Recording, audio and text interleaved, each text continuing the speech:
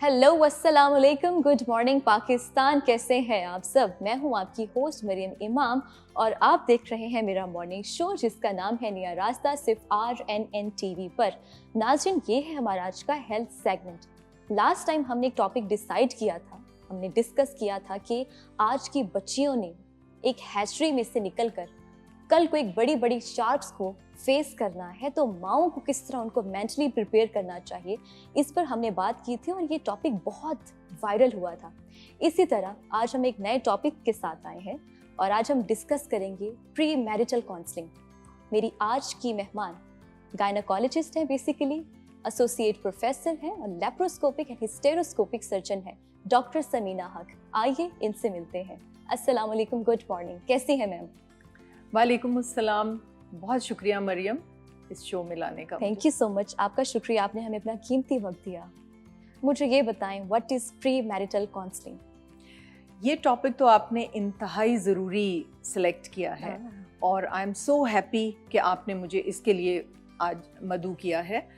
Pre marital counselling हमारे मुल्क में बहुत ज़्यादा जाना नहीं जाता जी। और अगर हम प्री मैरिटल काउंसलिंग की किसी से बात करते हैं तो वो कंफ्यूज से हो जाते हैं कि ऐसी भी कोई चीज़ है कि प्री मैरिटल काउंसलिंग, और हम उसी हिंदुआना तरीके से हैं कि एक लड़का और एक लड़की और वो वेडिंग नाइट को पहली बार मिल रहे हैं और ना किसी को पता है कि उसमें कौन सी मौरूसी बीमारी लड़की में है, ना पता है कि लड़के में क्या बीमारी है, उनके मिजाज मिलते हैं कि नहीं, उनके ख़ानदान मिलते हैं कि नहीं, और फिर वो एक डिज़ास्टर शुरू हो जाता है। एग्जैक्टली।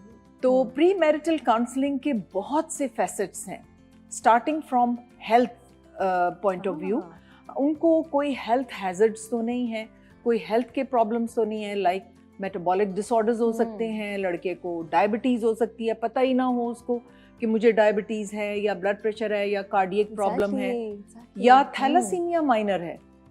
अगर थैलासीमिया माइनर है और उसकी शादी किसी थैलासीमिया माइनर लड़की से हो जाती है तो उनके बच्चे थैलासीमिया मेजर से पैदा होंगे और उनको हर वक्त खून की बोतलें चढ़ाई जाएंगी। उनकी लाइफ एक्सपेक्टेंसी ही 11-12 साल के बाद यूजुअली दे डोंट सर्वाइव।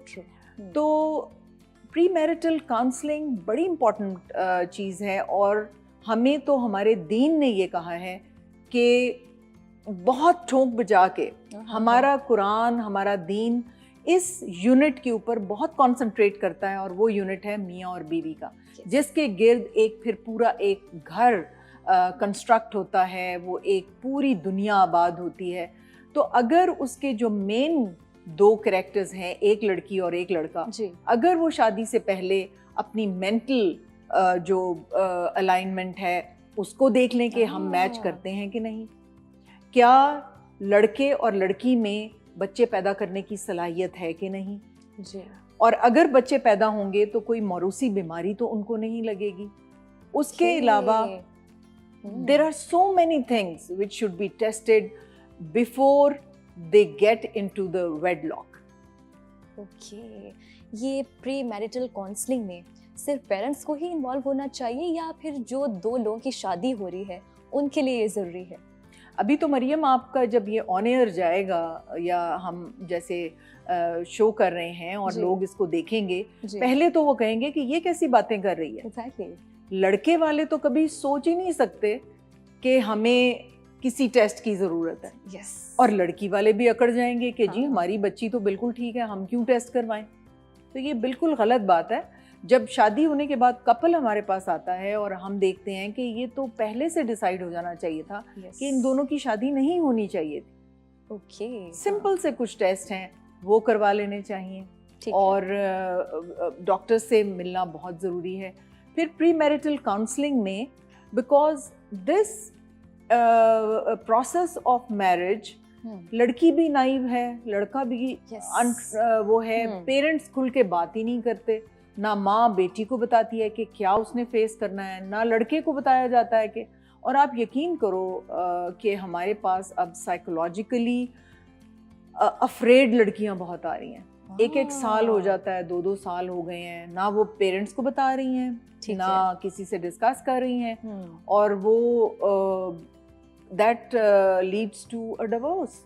तो वो इतनी वो अफ्रेड होती हैं उस फर्स्ट एनकाउंटर से कि दे कैन नॉट लेट इन। क्योंकि लड़की ने एक दूसरे घर में जाना है जी उसके लिए एक नया माहौल होगा, कितनी चीज़ें ये मैटर करती हैं। और फिर मुझे ये बताएं कि जो निकाह नामा है क्या उसमें भी ये प्री मैरिटल काउंसलिंग ज़रूरी है? बिल्कुल ज़रूरी है। ओके। निकाह नामा जो है हाँ। वो अगर आप सूरा अल कसस पढ़ें तो उसमें हज़रत मूसा को जब उनके ससुर ने प्रपोज किया, अपनी बेटी का रिश्ता उनके सामने रखा, तो ये भी हमारे माशरे में बड़ा मायूब समझा जाता है कि जी बेटी वाले भी रिश्ता दें। तो अगर आप कुरान को गौर से पढ़ें तो ये किस्सा इसीलिए लिखा गया है कि लड़की वाले भी प्रपोज कर सकते हैं। और उसके बाद उन्होंने शराइत लिखी कि तुम इतने साल हमारे घर रहोगे और उसके बाद यू कैन लीव अगर तुम जाना चाहो। तो ये जो हमारा माशरा लाता है ना एक कागज़ और लड़की बस साइन कर देती है और लड़का जो है वो बस कुरानी आयात पढ़ के और साइन करता है, दिस इज़ वेरी रॉन्ग। ये जो निकाहनामा है ये एक लीगल पेपर है, लीगल डॉक्यूमेंट है एक लड़की का और एक लड़के का अपनी आइंदा ज़िंदगी के लिए। इसमें बारीकियों तक डिसाइड होना चाहिए। जैसे अगर लड़की अर्न कर रही है और लड़का भी अर्न कर रहा है, उसमें बारीकी में लिखा जाना चाहिए कि क्योंकि दीन हमारा ये कहता है कि अगर लड़की अर्न कर रही है, लड़का has no right on her earning. अगर वो अर्न भी कर रही है तो उसकी सारी जो खर्चा है वो लड़के के जिम्मेदारी है, ये हमारा दीन कहता है। और होता क्या है, आप यकीन करें मरियम कि मेरे पास जो पेशेंट्स आती हैं वो मेरे साथ अपने डोमेस्टिक प्रॉब्लम्स भी डिस्कस करती हैं। मैं उनको अपनी बेटियों की तरह, बहनों की तरह, मैं उनके अंदर इन्वॉल्व हो जाती हूँ, उनकी स्टोरी में, उनकी लाइफ में। तो मुझे बताती हैं जैसे वो कहती हैं कि जी आते ही हमारे हस्बैंड जो हैं वो एक जॉइंट अकाउंट खोल लेते हैं और हमें चेक बुक नहीं देते। चेक बुक अपने पास है, ठीक है, और तनख्वाह उधर आती है लेकिन हस्बैंड निकालता है, उसमें से 1000 2000 हमें पॉकेट मनी दे दें तो दे दें, वरना we are not allowed to ask for the money. Yes, हमारे पास जो वर्किंग वुमेन आती है ना, लोअर मिडिल क्लास और जरा अनपढ़ खानदान से जो बच्ची पढ़ गई है, बिल्कुल ऐसा होता है उनके साथ। अच्छा, अब ये अवेयरनेस आ जानी चाहिए, बिल्कुल आ जाना चाहिए। और निकाह नामा जो है, प्लीज ये बच्चियों को मैं एजुकेट करना चाहूंगी आपके चैनल की वसातत से कि निकाह नामे में आप बारीक से बारीक डिटेल भी लिखें कि मेरी पॉकेट मनी कितनी होगी, मैं कितना काम करूंगी, मेरा हस्बैंड कितना मुझे हेल्प आउट करेगा, मेरा स्टिपेंड कितना होगा महीने का, क्योंकि इसके जिम्मे है मेरी हर चीज, नान नफका में इसके जिम्मे है। और ठीक है, एग्जैक्ट डिटेल्स लिखें एंड देन यू साइन। और फिर आजकल बच्चियां बहुत अक्लमंद हो गई हैं, वो कहती हैं कि अगर इसको डिवोर्स का राइट है तो मुझे क्यों नहीं है। निकाह नामे में आप अलाउड हैं, बच्ची अलाउड है कि अपना डिवोर्स का राइट लिखवा सकती है। जब वो तंग आ जाती है कि एक देखें, ये दोनों तरफ से हो सकता है, ठीक है, एक बहुत बदमिजाज बच्ची भी किसी बहुत अच्छे लड़के के हवाले हो तो जिंदगी तब भी तबाह हो जाती है। तो इसलिए दोनों के पास ये राइट होना चाहिए। देखिए, अगर वो बच्ची खुला लेती है तो उसको हक महर नहीं मिलता। तो अगर वो डिवोर्स के सिलसिले में अगर वो डिवोर्स देती है तो वो तो उसको सब कुछ मिलेगा। ज़्यादातर ऐसे भी होते हैं, अगर हम निकाह नामा में कुछ लिखवा दें तो पहले से ही वो जज कर लेते हैं कि शायद अगर ये पहले से ही ऐसे करे हैं तो बाद में क्या होगा। ये सर लोग तो मानते ही नहीं है इसको लिखने के लिए। वो तो ट्रेडिशनल चला आ रहा है कि वो थोड़ी सी चीजें लिखी और बच्ची से सिग्नेचर करवा ली। It is a legal document. इसको तफसील के साथ आराम के घंटों की डिटेल भी लिखनी चाहिए कि अगर मैं काम से आई हूँ और ये भी काम से आया है तो ऑल्टरनेट डेज पे हम काम करेंगे। ये एक दिन रेस्ट करेगा, मैं दूसरे दिन रेस्ट करूंगी। ऐसा तो होता ही नहीं है। मियाँ आएगा थक के, वो नहा धो के अखबार लेके बैठ जाएगा और बेचारी वो हेडलेस चिकन की तरह भागी फिर रही होती है कि अब मैंने ये करना है, बच्चों को देखना है, मैंने ड्यूटी पे भी जाना है। This is what I went through.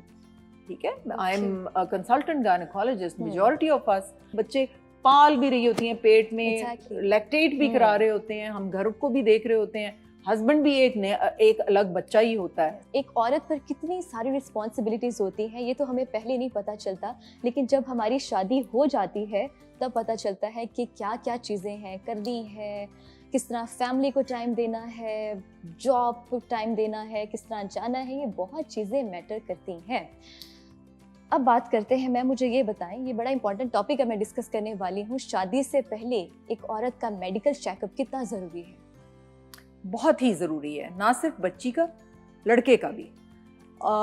शादी के बाद पता चलता है कि सीमन एनालिसिस में तो स्पर्म ही एक भी नहीं है, 0 एजोस्पर्मिया है। तो बजाय इसके कि ये बाद में सरप्राइजेस मिलें, ये प्री मैरिटल टेस्ट लड़के वालों को खुद ही करा लेना चाहिए, लड़के को खुद कराना चाहिए। वो कोई 25, 26, 27, 28 की उम्र पे शादी करवाता है तो एक सिंपल सा नॉन इन्वेजिव टेस्ट है, शायद 1000 में हो जाता है, तो वो टेस्ट अपना सीमन एनालिसिस जरूर करवा लें कि वो बच्चा प्रोड्यूस कर सकता है कि नहीं। और बच्ची का एक अल्ट्रासाउंड जरूर करवाइए, ये बाद में ना पता चले कि उसका एट्रेटिक यूट्रस है, वो तो डेवलप ही नहीं हुआ, उसमें तो बेबी प्रोड्यूस ही नहीं हो सकता, या ओवरीज जो हैं वो एग्स उनमें है ही नहीं है, एट्रेटिक ओवरीज हैं, प्रीमेच्योर ओवेरियन फेलियर हो चुका है। ये सारी बातें बहुत ज़रूरी हैं। थायराइड का टेस्ट बच्ची का होना चाहिए, लड़के का होना चाहिए, डायबिटीज जो सिंपल टेस्ट हैं वो ज़रूर लड़के और लड़की के होने चाहिए बीमारियों के मुतालिक। लेकिन बच्ची ने क्योंकि नए ह्यूमन बीइंग्स अपने अंदर से, अपने वजूद में से और वजूद पैदा करने हैं, उसका सीरम फेरेटिन जो आयरन का स्टोर्स को बताएगा, विटामिन डी लेवल, उसके सारी जो बोन की डेंसिटी है वो करवाइए, उसका अल्ट्रासाउंड, उसका स्टेटस, उसके मसल पावर, उसकी साइकोलॉजिकल डिपेंडेंस कितनी है। सोचा भी नहीं था कि ऐसी चीजें एग्जिस्ट करती हैं। हमारे माँ बाप क्या करते हैं कि जी शादी की तैयारियों में क्या होता है, टिक्का कहाँ से बनेगा, जेवर कहाँ से बनेगा, ब्राइडल कहाँ से बनेगा, ये तैयारी। नो, प्लीज इन तैयारियों को भूल जाए। तैयारी ये करें कि हमारी बच्ची ने आगे जाके बात की है ये आपने जी, बच्चे एक वजूद को अपने अंदर से निकालना है, फिर लैक्टेट कराना है 2 साल। हमारी बच्ची इसके लिए रेडी है क्या? उसकी बॉडी में इतनी ताकत है? आप सिजेरियन सेक्शन की बात करते हैं कि जी सिजेरियन सेक्शन का रेट बहुत बढ़ गया, बच्ची को दूध, मेजॉरिटी बच्चियां नहीं पीती, दूध की कमी, कैल्शियम के इतने उनकी हड्डियों के, पेल्विस की हड्डियां इतनी उसमें से बच्चा कैसे गुजरे? शुरू से बच्ची को, आम घरों में क्या होता है, बच्चे को प्रेफरेंस दी जाती है, बोटियां अच्छी निकाल के उसको दी जाती हैं, और जिसने एक नए वजूद को पैदा करना है, मेरे हिसाब में लड़कों को तो इतनी प्रोटीन चाहिए ही नहीं जितनी लड़कियों को चाहिए। उनको दूध और देसी घी और वो चीजें बच्चियों को जितनी चाहिए, क्योंकि they are going to produce another human beings. लड़कों ने तो ऐसा कोई काम नहीं करना, ना दूध पिलाना, ना बच्चा पेट में से निकालना। तो बच्चियों की हेल्थ तो ज्यादा इंपॉर्टेंट है। उनको लेफ्ट ओवर, लड़कों के लेफ्ट ओवर्स लड़कियों को मिलते हैं, और लड़कियों से जो बचते हैं वो बेचारी उनकी माँ खाती है। तो this is the state of affairs. ये ऐसे नहीं होना चाहिए। ये जो हमारा इन्वायरमेंट है, एयर पोल्यूशन, क्लाइमेट, और फिर ये जो वेदर है, क्या ये भी अफेक्ट करता है लड़की की फिजिकल हेल्थ पे? ऑफ कोर्स करता है बच्चे। अब देखो पिछले 10-12 सालों से पॉलीसिस्टिक ओवेरियन डिजीज कितनी आ गई है जी। तो पॉलीसिस्टिक ओवेरियन डिजीज जीनोएस्ट्रोजेंस की वजह से है। जीनोएस्ट्रोजेंस कहाँ से आते हैं? आपकी ये जो बाहर स्मॉग है ना, ये जो कार्पेट इंडस्ट्री और ये प्लास्टिक इंडस्ट्री के जो फ्यूम्स होते हैं, वो जब हम इनहेल करते हैं अंदर जाके वो जीनोएस्ट्रोजन बनते हैं और वो पॉलीसिस्टिक ओवेरियन डिजीज करते हैं। वो सारी बातें बताएं जो भी आप डिस्कस कर रही थी हमारे साथ। फाइब्रॉइड्स बन सकते हैं, उसके अंदर यूट्रस की का साइज बड़ा हो सकता है, उसमें आपके जो एग्स हैं बच्ची के, उनकी क्वालिटी इफेक्ट कर सकती है। लड़कों में स्पर्मेटोजोआ, उनके जो जरसूमे हैं जो बच्चा पैदा करते हैं, वो ख़त्म होते जा रहे हैं। हम तो इतने हैरान हैं कि ये हो क्या रहा है दुनिया में। ये हमारी सिविलाइजेशन या हमारी जो पूरी नस्ल है, क्या वो ख़त्म होने जा रही है? क्योंकि दरख्तों पे भी कम फल लग रहे हैं और अंडे जो हैं, एग्स हैं। इसलिए मैं इस पे जोर देती हूँ कि स्पर्म्स तो डेली नए बनते हैं बच्चों के, लेकिन एग्स तो अल्लाह सुब्हानो ताला पैदाइश के वक्त बच्ची की ओवरी में डाल के भेजते हैं। तो वो उनकी सेफगार्ड बड़ा ज़रूरी है। जितने भी ये टॉक्सिन्स हैं, जैसे हम घरों में फिनाइल बड़े आराम से इस्तेमाल करते हैं, डेटॉल का इश्तेहार आ रहा है जी, या इस तरह के पेस्टिसाइड्स जो हैं कि जी इसको फर्श पे डालें और फिर बच्चे को बिठाएं। आपको पता है कितने जीनोएस्ट्रोजेंस उसके अंदर होते हैं? परफ्यूम्स, आप जितने भी उसको लोशंस बच्चे को लगा रहे हैं, उसमें थैलेट्स हैं, उसमें इतनी ज़्यादा चीज़ें हैं कि वो सब के सब हेल्थ को डिस्ट्रॉय कर रहे हैं। हार्मोनल डिसरप्टर्स इनको कहते हैं, यानी पूरी बॉडी जो हार्मोन्स पे चल रही है, हार्मोनल डिसरप्टर्स हैं ये सारी की सारी चीज़ें। एयर फ्रेशनर्स हैं, ये सारे पेस्टिसाइड्स जो देते हैं कि जी आप ये कर रहे हैं, सरफेस को ऐसे साफ करें, किचन की सरफेस को ऐसे साफ करें। तो आप सादे पानी से उसको धोएं ना, साबुन से, सादे पानी से धो के सारी चीज़ें उस पर लगा ना रहने दें कुछ भी। और अब ये जैसे कोविड के ज़माने में हमने मास्क पहने थे, वो प्लास्टिक के थे, सारा प्लास्टिक अंदर जा रहा था। अच्छा। ठीक है, उसके बाद हम जो इसका तो हमें सैनिटाइज पता ही करते नहीं थे था। कई साल, हम अब भी हमें इतनी हम्म। आदत है कि हम सैनिटाइजर, वो भी थैलेट्स हैं, वो भी आपके हार्मोनल डिसरप्टर्स हैं, तो आपकी फिर पूरी क्या बॉडी चीजें के होनी हार्मोन्स। चाहिए जो कि हार्मफुल ना हो, स्पेशली सादा हम पानी, खवातीन के लिए? सादा पानी, सादा बेसन पानी, ठीक लें, है। पिसा हुआ बेसन, उससे मुंह धोएं। ठीक है। इतना वो एक्सकोरिएट करता है, वो ऊपर से सेल्स को उतारता है, डेड लेयर को आजकल तो उतारता इतने है। ज्यादा प्रोडक्ट्स आ गए हैं, नो, डोंट कि यूज देम, फेस पे लगाने चाहिए, इससे आपकी स्किन वाइट हो जाएगी, और हम लोग बाय कर लेते हैं। थैलेट्स कितने भी साइड उसमें इफेक्ट होते हैं इनके? बहुत ज्यादा। अब एक रिसर्च हुई थी, उसमें अमेरिकन औरतों पे रिसर्च हुई थी। अमेरिकन एक सिंगल औरत जी। पूरे दिन में 45 to 48 हार्मोन डिसरप्टर्स से उसका सामना होता है। ओके। और पॉलिसिस्टिक ओवेरियन डिजीज, इनफर्टिलिटी, अब तो कंसीव करना ही मुश्किल हो गया है। बच्चों का इतने इतने साल शादी को हो जाते हैं, और प्रेगनेंसी जब वो अचीव करना चाहते हैं तो वो मुश्किल हो गया है। कहाँ हम बच्चों को अवॉइड कर रहे होते थे, और अब हमारी इनफर्टिलिटी के इतना लंबा वो लाइन लगी होती है। क्योंकि मेरा एक IVF सेंटर है, मैं IVF एक्सपर्ट हूँ, टेस्ट ट्यूब बेबी जिसको आम अल्फाज में कहते हैं। लाहौर में ये इधर नेस्पाक कॉलोनी में है, और हमारे पास तो इतने ज़्यादा रश है इनफर्टाइल पेशेंट्स। मैम, जो लोग आपसे रब्ता करना चाहते हैं, अपना यूट्यूब चैनल बता दें, या इंस्टाग्राम का कोई पेज है वो बता दें, ताकि लोग आप तक पहुंच सकें। इंस्टाग्राम पे अगर आप लिखें डॉक्टर समीना हक _, ओके, तो you can reach my reels जो मैंने उसमें डाली हुई हैं पब्लिक अवेयरनेस के लिए। हर रील इतनी ज्यादा इंफॉर्मेटिव है, कुछ बातों का तो हमें वैसे नहीं पता, क्योंकि हमें गाइड ही नहीं किया जाता, हमें बताया ही नहीं जाता। ये टैबू टॉपिक्स हैं, हालांकि ये खुल के बात होनी चाहिए। कुरान ने खोल के बातें की हैं, तो व्हाई नॉट मदर्स क्यों एक बीच में पर्दा हायल रखती हैं बेटियों से? बेटी को माँ से एक बात डिस्कस करनी चाहिए, लड़के को एक उसकी जो बलूगत, उसकी जो वो एडल्ट हो रहा है, वो सारी बातें बाप को 9 साल की या 8 साल की उम्र पे बेटे को पहले बता देनी चाहिए, गोद में बिठा के। लड़की को क्या होना है एवरी मंथ, ये माँ को उसको गोद में बिठा के पहले ही बता देना चाहिए। तो ये तो, और फिर एक बड़ी इंपॉर्टेंट बात मरियम मैं करना चाहती हूँ, वो ये है कि बच्चे जो हैं ना, आजकल के जो लड़के हैं, बहुत अच्छे बच्चे हैं हमारे, बड़े इंटेलिजेंट हैं, हमारी ये जनरेशन बहुत इंटेलिजेंट है। लेकिन प्लीज़ मैं उनको और उनकी माँओं को ये मैं सजेस्ट करूँगी कि अपने बच्चों को, अपने बेटों को सिखाएं कि एक प्यारी सी लड़की जिसको बाप ने कंधों पे बिठा के पाला है, जिसको वो चूम चूम के रखता है, वो उसकी जान है, उसको रूडली और उसको बहुत जानवरों की तरह मत इस्तेमाल करें। उसको वो ऑब्जेक्ट समझते हैं।